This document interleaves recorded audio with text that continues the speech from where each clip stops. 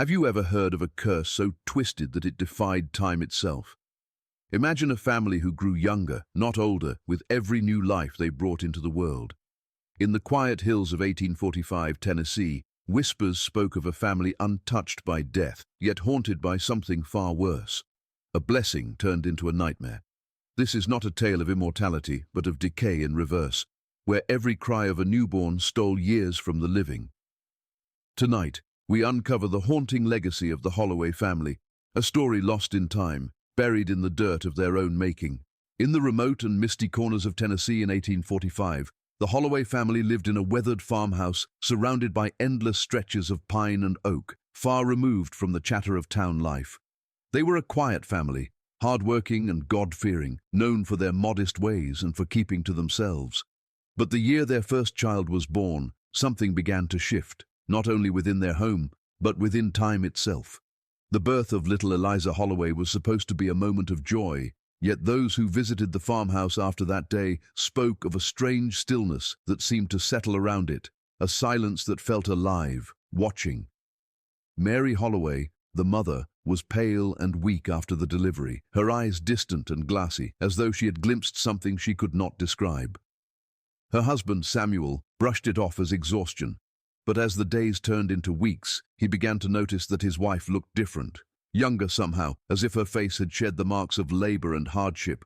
Her hair shone darker, her cheeks fuller, her hands softer. Samuel himself began to feel stronger, his back less bent from years of work, and the neighbors, when they came to congratulate the family, noticed the same uncanny change. The preacher, Reverend Mallory, called it a miracle at first, claiming it was a sign of divine favor upon the Holloways, who had always been faithful attendees of the small church down by the creek. But the miracle did not sit right with everyone. The old women in the village whispered about it over laundry lines and market stalls, saying that Mary's youth had been purchased with something unholy. Time, after all, is a debt no mortal can repay.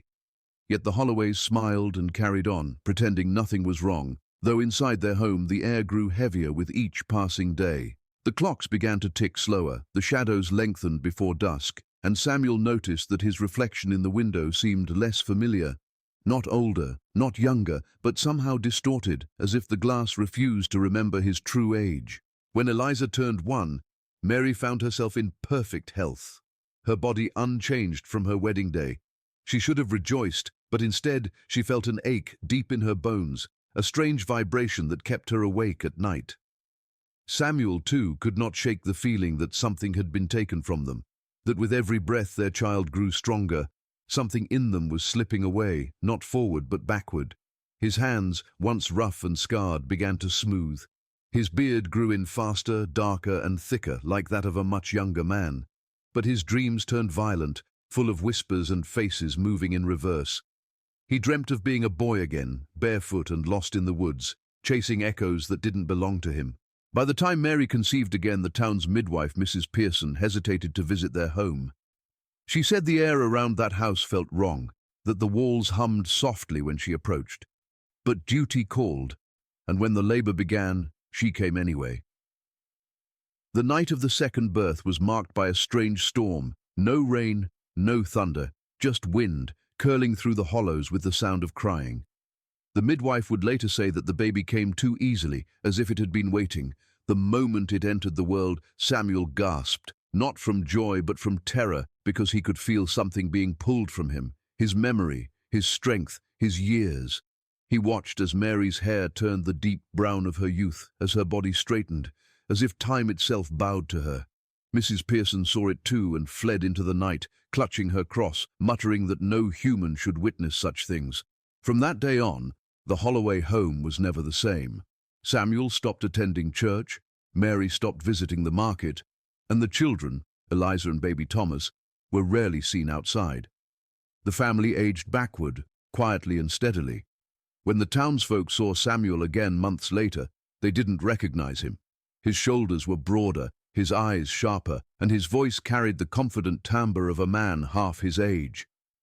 Yet there was a sadness in his movements, as though he carried the weight of years he could no longer feel. His neighbors whispered behind his back, claiming he had found some dark elixir or buried something alive under the floorboards.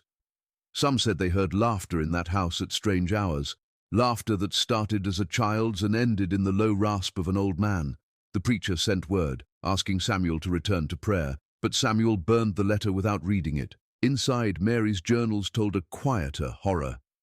She wrote that each time she gave birth, she lost a part of herself. Her mind began to feel younger too, her memories slipping backward like sand through a glass turned upside down. She forgot the faces of her parents, the details of her wedding, the grief of her first miscarriage. Her handwriting grew rounder, more childish, as though she was writing herself into girlhood again. Samuel tried to hold on, but as each child came, he felt his authority fade. The children aged normally while their parents regressed, their eyes growing emptier, their speech simpler. Neighbors said they could hear the sound of lullabies drifting through the night, lullabies sung by voices too young to have known such sorrow. The curse, though no one called it that aloud, seemed tied to birth, to the cycle of life itself. With each new soul, the balance of time tipped further out of order. The Holloways became trapped in their own creation, victims of something neither natural nor entirely evil, something that fed on the exchange between new life and old. They were a family frozen in reverse, each heartbeat pulling them farther from the world they once knew. The townsfolk tried to forget them, to pretend that the house on the hill no longer existed, but its presence lingered like a scar in the valley's memory. No one dared to count how many children they had in the end, for the number changed depending on who you asked. Some said 5, others said 7. And a few, whispering in fear, swore they had seen children playing in the fields, children with the same dark eyes as their father, the same youthful face as their mother, though the Holloways themselves had long vanished from sight. As the Holloway family grew, so did the unease that surrounded them. With each birth, the strange transformation that began in 1845 deepened, shifting from an odd curiosity to something truly horrifying. When the second child came, the signs had already become undeniable. Mary's skin no longer bore the faintest trace of age or childbirth, and Samuel's hair had darkened completely, his posture upright and strong like it had been in his 20s. But there was a difference now, one that terrified them more than they could admit. Every time a new Holloway child entered the world, their joy was replaced by a silent dread, because with each first cry of life, they could feel themselves slipping backward, their minds growing foggy, their emotions detached, their sense of time unraveling like thread pulled from a fraying cloth. What began as a miracle of youth became a punishment, each birth robbing them of years not only from their bodies, but from their very souls. It started subtly.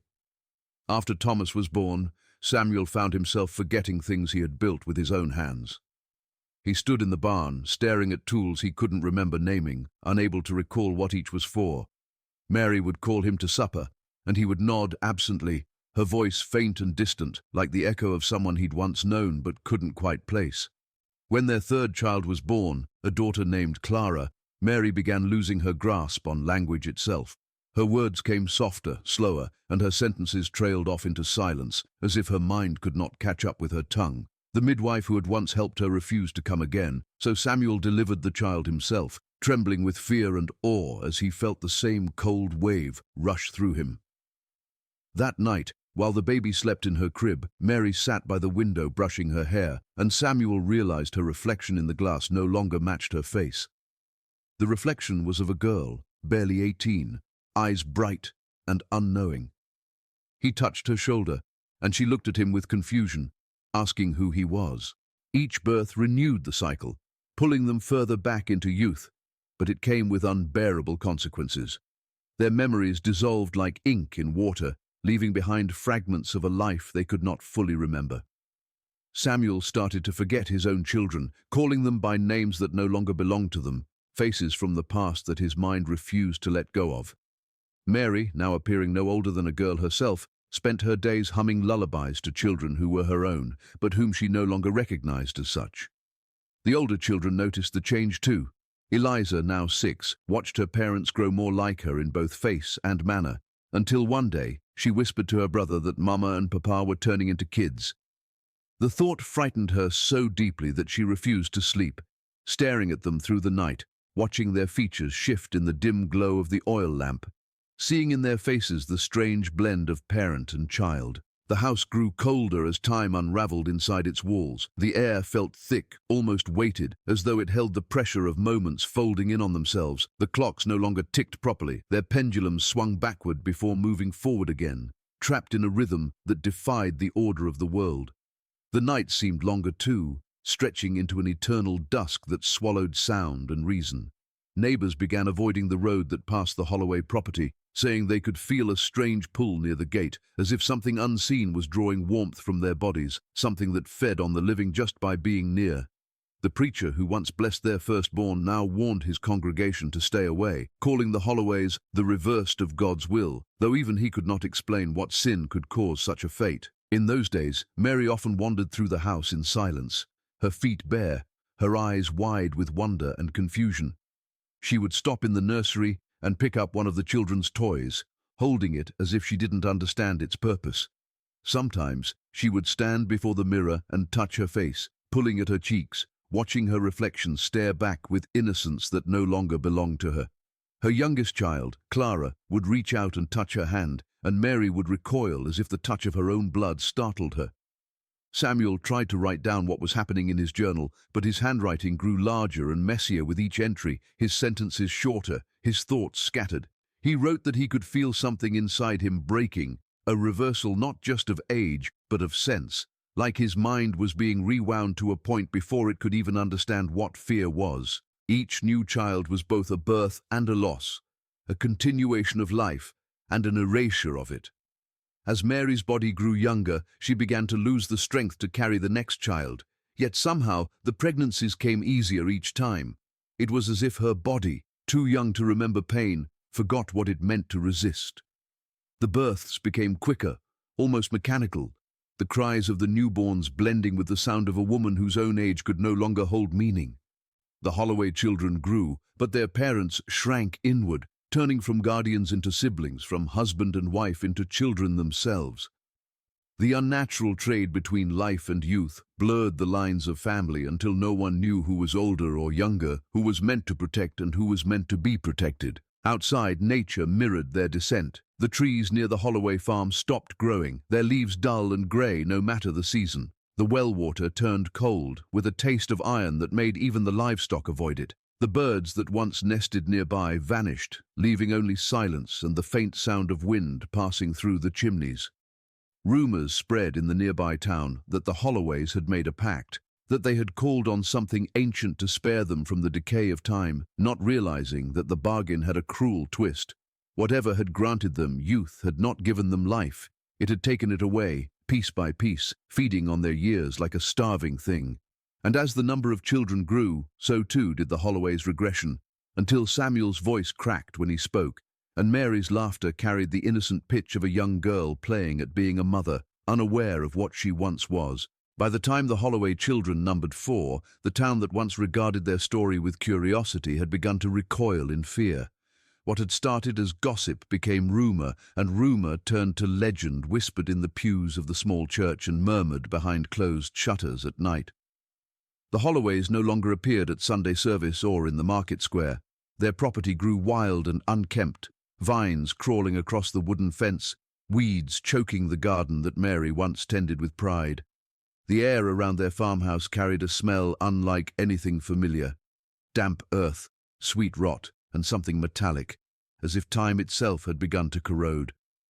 Those who lived nearby said that the wind never blew quite right past their land, that it bent strangely, circling the house like a restless thing searching for a way in. The Holloways, once part of the town's rhythm, had become its haunting refrain.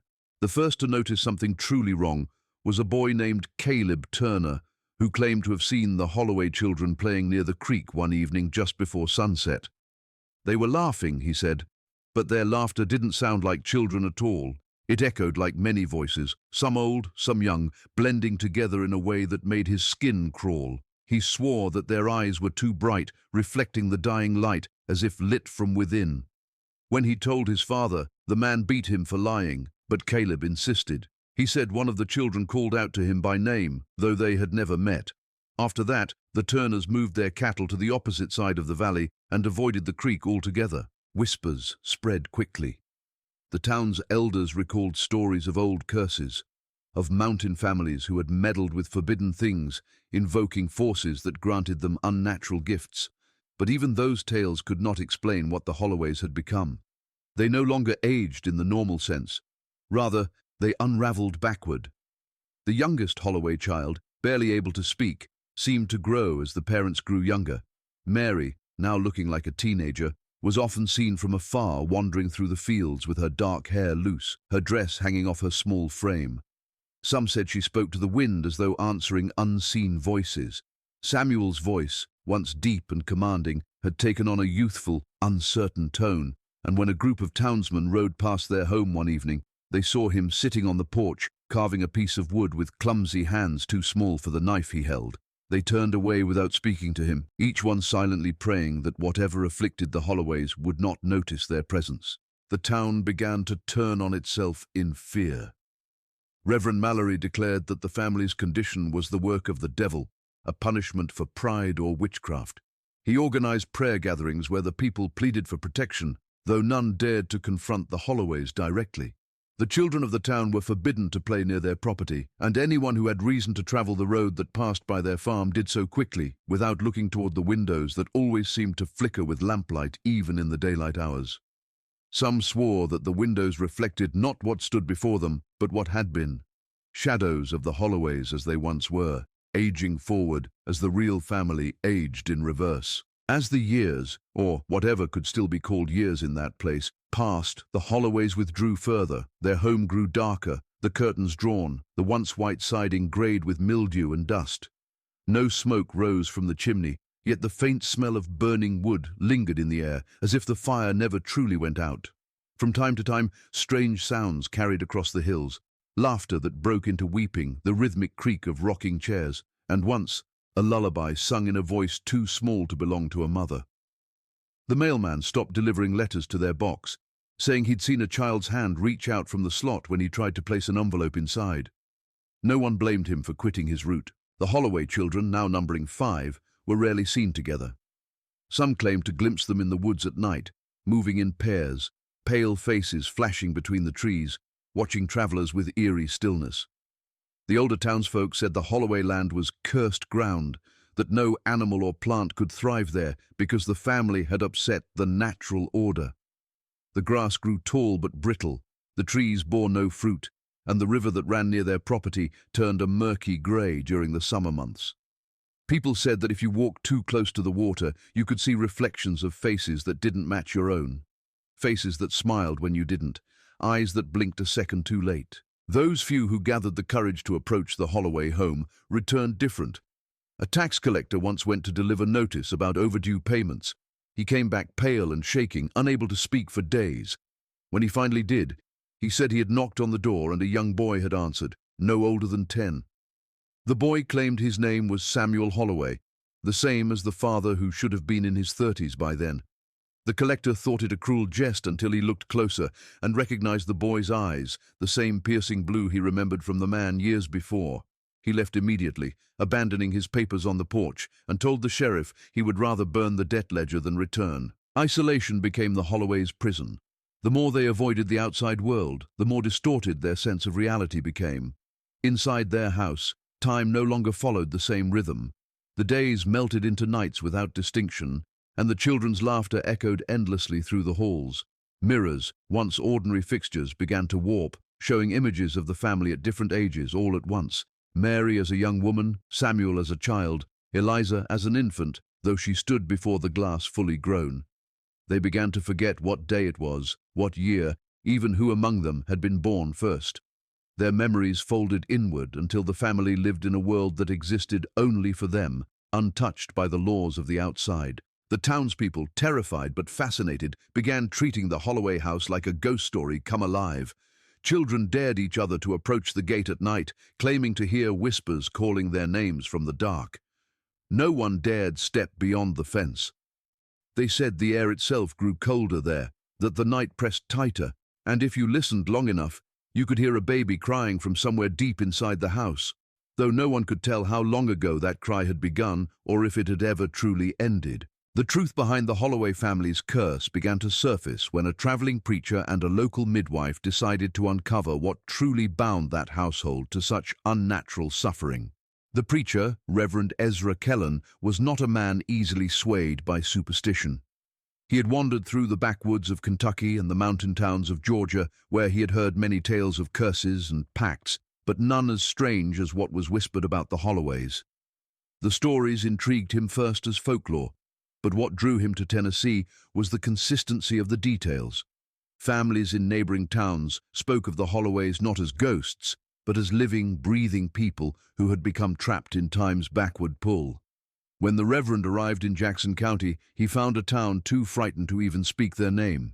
The people would point toward the hills and cross themselves, muttering that the Holloways were not meant to be helped. But Reverend Kellen believed that evil, if real, must be confronted. He sought out the only person who had ever entered the Holloway home and survived, the old midwife, Mrs. Pearson, who had delivered their second child years ago and never returned. Mrs. Pearson lived on the edge of town, her small cabin surrounded by rows of hanging herbs and bones of small animals that clinked softly in the breeze. When the Reverend found her, she was blind in one eye and spoke in halting words, her voice trembling as if each memory of that family carried weight she could barely bear. She told him she had seen what no one else had, that the Holloways were not victims of illness or madness, but of something much older, something that had been invoked without understanding.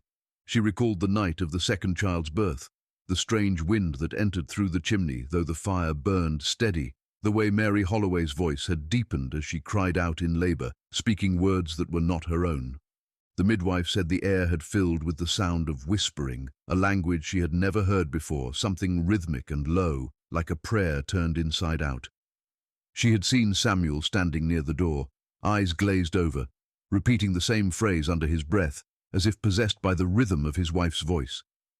When the baby came, the candles flickered and burned blue, and in that moment, she said, she saw the years drain from Mary's face and flow into the child's breath.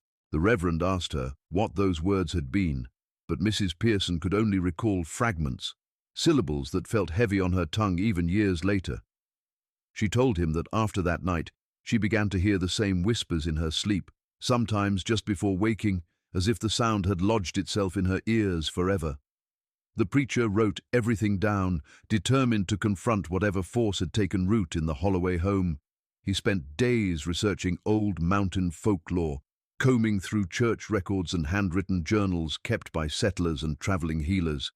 It was there he found mention of an ancient ritual once practiced in secret by certain Appalachian families, a forbidden rite meant to preserve the bloodline by offering time itself as a tithe. It was said that those who performed it could reclaim youth, but that each generation paid a steeper price. The ritual required the invocation of a spirit known only as the Keeper of Hours, a being neither wholly divine nor entirely demonic, bound to the passage of time and its undoing. According to the old notes, the ritual demanded a sacrifice that was not of blood, but of memory. A life given at birth would steal the years of those who came before. To the ignorant or desperate, it appeared a blessing, a way to preserve youth and strength in exchange for something intangible. But the keeper's gift was cruelly literal. It did not pause aging, it reversed it, folding time inward until the victims became too young to sustain their own lives. Reverend Kellen became convinced that Samuel or Mary, perhaps in a moment of despair, had performed such a ritual to protect their children or themselves from the decay that haunted the era's harsh life. The Holloways, he thought, had tried to bargain with eternity. He brought his findings to Mrs. Pearson, who listened in silence, her face drawn with dread. She admitted that before the Holloway curse began, Mary had suffered 2 miscarriages and had gone to a woman from the mountains, a healer who dealt in charms and rituals. That woman, known only as Old Marrow, had given Mary a small bundle wrapped in red thread and told her to bury it beneath her hearth before conceiving again. It was supposed to ensure that her next child lived a full and strong life. No one knew what had been inside that bundle, but Mrs. Pearson remembered seeing faint symbols burned into Mary's floorboards, circular markings that glowed faintly in the firelight on the night of Thomas's birth. She believed now that whatever Mary buried beneath her home had taken root, twisting every birth thereafter into an act of unnatural exchange. Determined to see the truth for himself, Reverend Kellen rode to the Holloway property at dusk. He carried his Bible, a lantern, and a small cross wrapped in iron chain, a charm used by frontier preachers against unholy spirits. The road to the farmhouse was overgrown and silent, save for the distant sound of water moving backward in the creek, flowing uphill as though the world had inverted itself. When he reached the house, he found the door half open and the interior steeped in shadows. The air felt thick, unmoving, filled with the faint sound of children laughing in a way that made the hair on his arms rise. He called out for Samuel, for Mary, for anyone, but his voice seemed to vanish before it reached the far walls. As he stepped further inside, his lantern flickered. The walls were covered in drawings, crude charcoal sketches of faces, small hands, clocks without hands, and figures standing beneath trees that grew upside down. He found Mary in the next room, sitting by the cradle, though she looked no older than 12. She turned to him, her eyes hollow, and smiled faintly, as if she knew him. When he asked where Samuel was, she only pointed toward the cellar door. He descended the steps slowly, his lantern trembling in his grasp. Below, he found rows of small cribs, empty but for dust, and on the wall behind them, a circle burned into the wood. The same markings Mrs. Pearson had described. It pulsed faintly as though alive. The preacher began to pray, his voice shaking, and the air grew colder. Then came a whisper, not from above or below, but from within the walls themselves, the same chant Mrs. Pearson had tried to recall. When he fled the house at dawn, he carried with him Mary's old journal, found lying on the table beside the cradle. The final pages were scrawled in uneven handwriting, describing her fear that the keeper had not only taken their years, but was now feeding on their souls through their children. She wrote that each birth made her feel less human, more like a vessel through which time itself was being rewritten. Reverend Kellen brought the journal back to town, but no one dared read it aloud.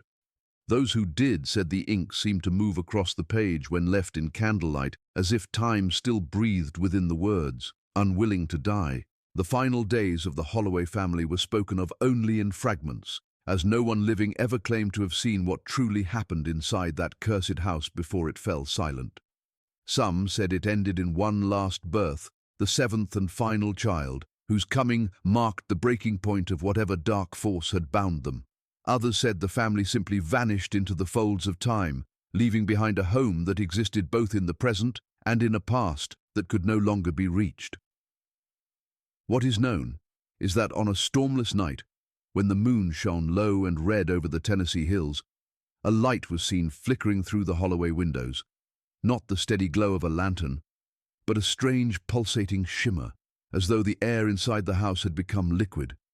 The neighbors who lived nearest claimed they heard a sound unlike any they had ever known, not screams or thunder, but a deep, rhythmic hum that shook the ground and made the animals cry out. No one went to the house that night. By dawn, the light was gone, and so were the Holloways. When the townsfolk finally gathered the courage to approach, they found the front door open and the house colder than the November air outside. The cradle in the main room was still rocking, though there was no wind, and on the table lay Mary's brush with strands of hair caught in its teeth, hair black as ink, though she had been nearly golden-haired in her youth. The fireplace was full of ash, but beneath it, untouched by flame, they found something strange, the imprint of small hands pressed into the soot, not like those of a living child, but like marks left by something that had never been born. The air carried a faint scent of iron and lilac, a mixture that made those who entered feel light-headed and nauseous. One of the men swore he saw movement in the mirror above the hearth, the faint reflection of a child staring back, though there was no one standing before it. When he turned to look again, the mirror showed only the empty room. Upstairs, in what had once been the children's nursery, the beds were neatly made, each with a small toy placed at its center. The walls, however, were covered in words, scrawled in charcoal and what some said looked like dried blood. The handwriting varied, some lines written by a steady adult hand, others clumsy and childlike. Among the writing were drawings of faces, clocks, and circles intersected by arrows pointing in opposite directions. On one wall, in faded script, were the words, "He comes when the hour breaks." The sheriff ordered the place sealed, but his deputy returned that night to look again, driven by curiosity.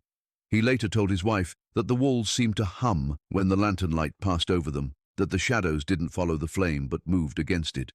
He left in a hurry and never spoke of it again. Reverend Kellen returned to the house a week later with Mrs. Pearson, hoping to perform a final blessing over the property. By then, the townspeople refused to go near it. The preacher claimed that inside, time felt wrong. The ticking of his pocket watch slowed to a stop the moment he crossed the threshold. Dust floated in the air as if suspended, unmoving. He said he could still hear faint voices, laughter that looped endlessly, the sound of children reciting their names over and over. The midwife, trembling, clutched her rosary until her fingers bled. In the nursery, the preacher found something the sheriff had missed, a mirror covered with a white sheet. Against Mrs. Pearson's warnings, he pulled it free. The glass beneath was blackened at the edges, its surface rippling faintly like water. For a moment, he saw only his own reflection. But then, as the light dimmed, other faces appeared behind him.